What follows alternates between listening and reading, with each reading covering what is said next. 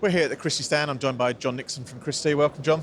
Hi, Paul. How are you doing? I'm doing good. The stand is resplendent as always. One of the highlights, I guess, is some beautiful video wall installations on there.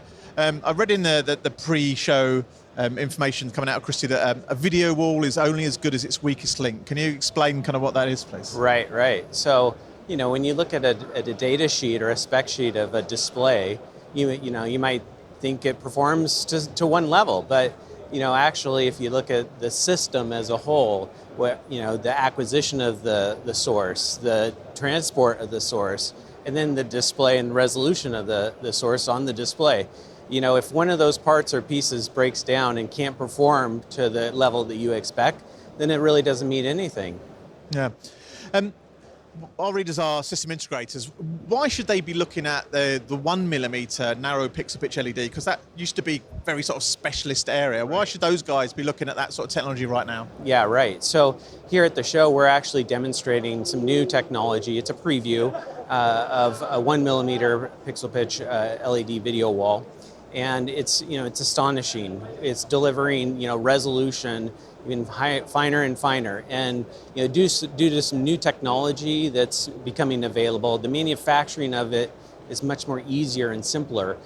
So that'll allow for better production yields, which means lower costs and making it more obtainable to a lot more markets.